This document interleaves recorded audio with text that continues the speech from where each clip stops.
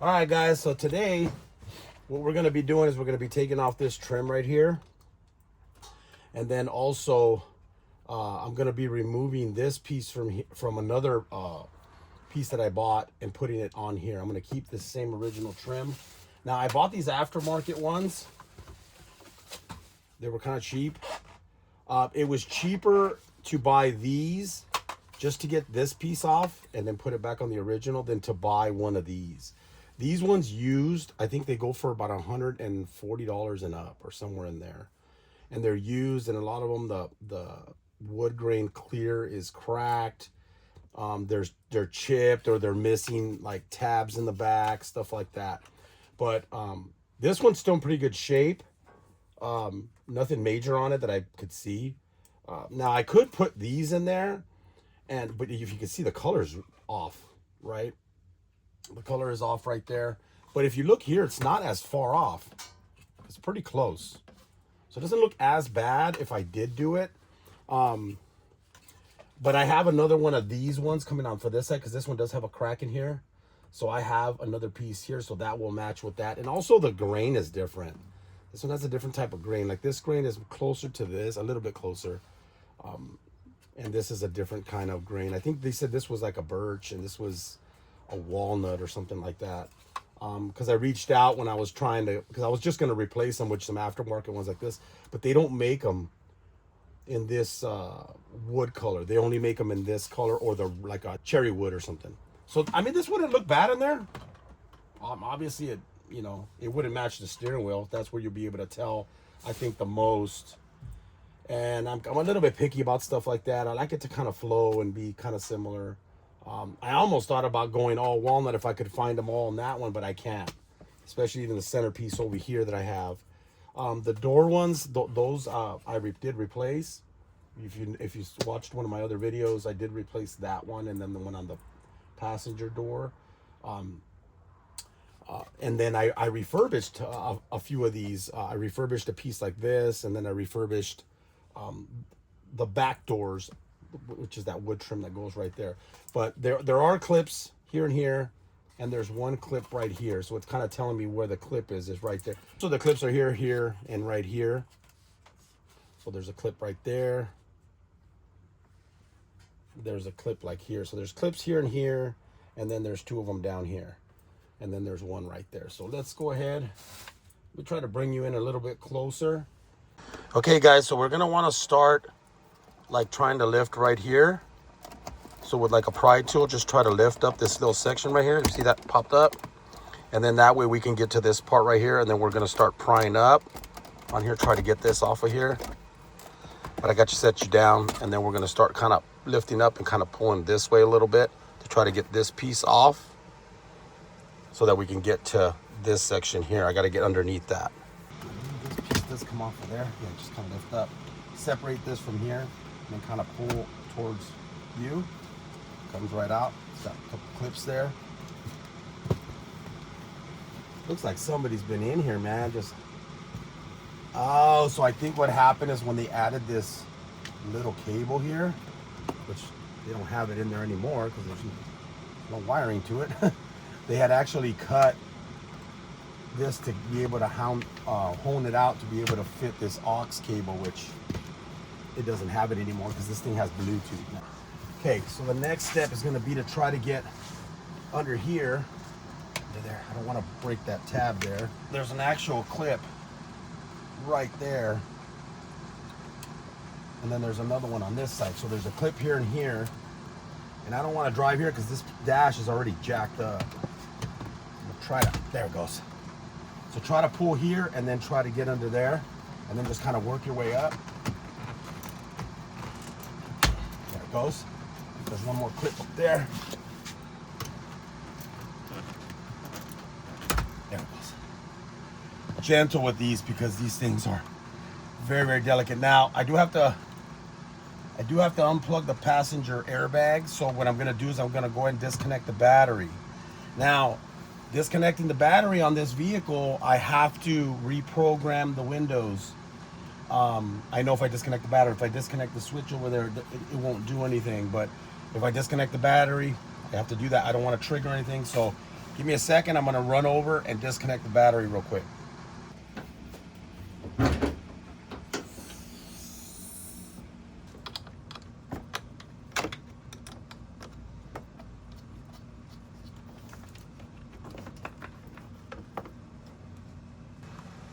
All right, we're back in the vehicle. We're going to go ahead and push down on this little trigger right here. We're going to unplug the passenger side airbag light. Now, to get these out, there's 2 screws there, and then there's clips here to get this venting out.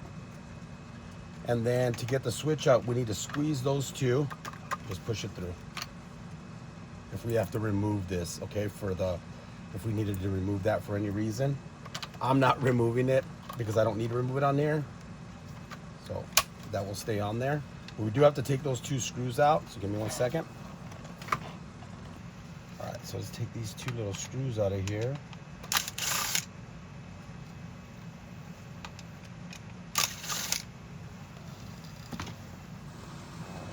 Okay. And then we want to be really careful here. So you can either use like a tiny little pry tool like I'm using here. Just kind of lift up. Comes off fairly easy.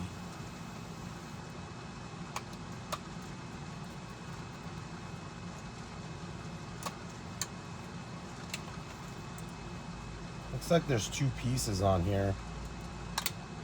Okay. So this is 2 pieces. This is 1 piece, and then this bottom one is another piece. So this piece here also has like a little spot right there. So I'm gonna push from this side. Came right out. So this piece just snaps into place right there. So we're gonna use the ones from the new one. That wouldn't look bad at all. So, but anyways, we're gonna go ahead and remove this one. Now this one doesn't have screws in there. I don't know why.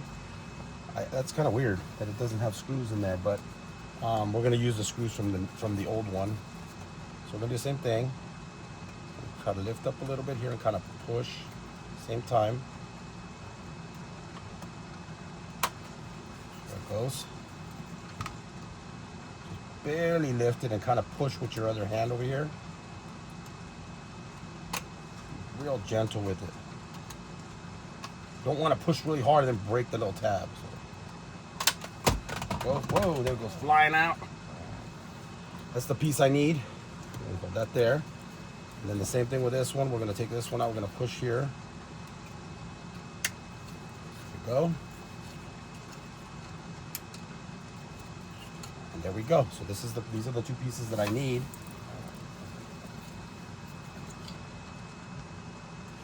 We'll put that piece back in here.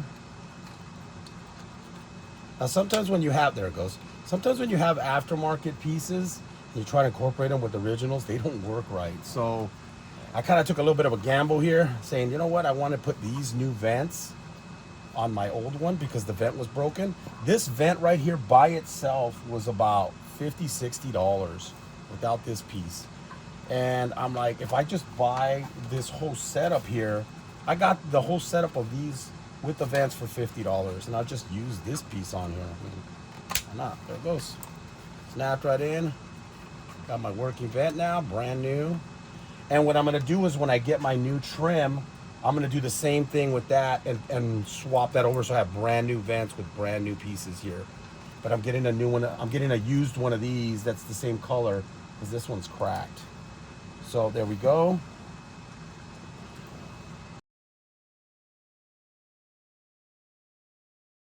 And then we're gonna go ahead and plug our airbag back in. Sure it goes in. So whoever pulled the radio out of this ended up breaking all these tabs. Wow, I would have never known. But it still stays in there. I guess pressure-wise, it's kind of holds itself in there. So I'm gonna go put that back in. Let's get that back in. There it goes. I mean, it's in there tight. I mean, it's not like it's loose or rattling around. So there we go. So here we can actually push this trim back down, snap it down. The only reason we lift that up is just to make it easier for us to get to this corner right here. But if you can get under here and lift it up, you don't need to do that part. And then this is just gonna go into that guide right there. And then it should just kind of go down in that way. So now I have a brand new vent in there and took this one that was all broken out. It's just completely broken. Little tabs broke from right there. But now we got working vent tab. Everything's good now. Nice. So, like I said, we'll be replacing this wood grain soon.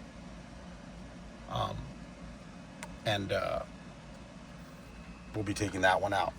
And that would be same sitting that we won't have to lift this up. We just got to get under here, pull this piece out, and then the same thing. We'll just kind of get under it and do the same thing we did on the other side. We could take that out, take that whole piece out.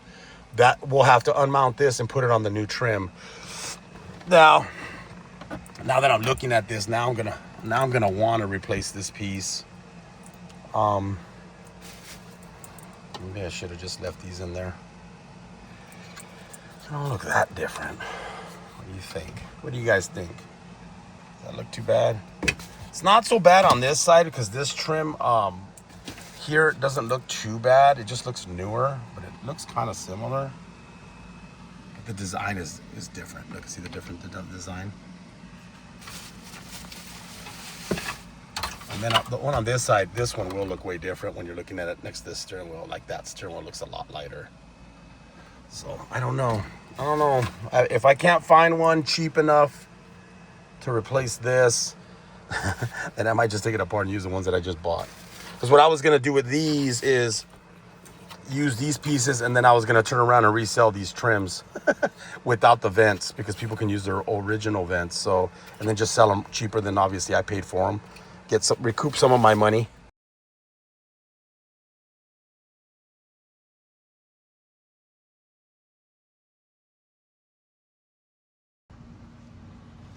Battery back, cable back on.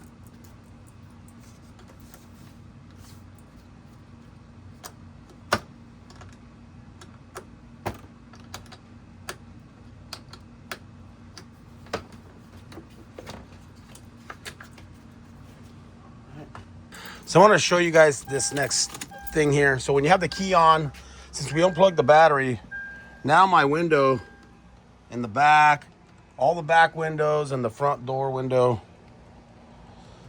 doesn't work. So these don't work. The windows aren't working. So we need to program them. It's super simple, guys. So the key is on. So what we'll do is we'll go to each door. We'll start with the back one. Go to the switch here, and all you're gonna do is you're gonna push down, hold for 3 seconds, pull up, hold for 3 seconds. So I'll push down. I'm gonna count 1, 2, 3, automatically pull up, make sure it goes all the way up. When it hits the top, hold for 3 seconds. 1, 2, 3, let go. Now go to that switch and it should work. There it goes. Goes down and then it goes up now. So we're gonna do the same thing on each door. I'm gonna go over there and then I'm gonna go to the back one. The key is on. I'm on the passenger front door. I'm gonna hold it down. Count to 3 when it hits the bottom. 1, 2, 3, automatically pull up. When it gets all the way to the top, count to 3. 1, 2, 3. And now when we go to that driver's door, it should roll the window down on that front door. And it should roll it up. There it goes. And then do the same thing for the last door. The rear right door, make it go all the way down, hold it for 3. 1, 2, 3, up. Go all the way up. 1, 2, 3, let it go. And then now that master switch should control this window. Let's go over here. Rear right, rolls down, rolls up. So that pretty much does it, how you program the window switches and get them to start working again. So anytime you disconnect the battery on these Lexus, I don't know if it's all the Lexus, but I know it's on the GX470s, 03 to 09. It somehow you have to reprogram those switches. I've done it so many times. Every time I disconnect the battery. The other day I did some work on here. I think I replaced that trim and I had to pull that switch off, and I thought I had to reprogram it, but I didn't. And then they ended up working. In the middle of my video, I was talking about reprogramming it and I didn't have to do it. It's only when you disconnect the battery from the main, okay? Well, anyways, guys, thanks for watching, guys. Like, share, and subscribe.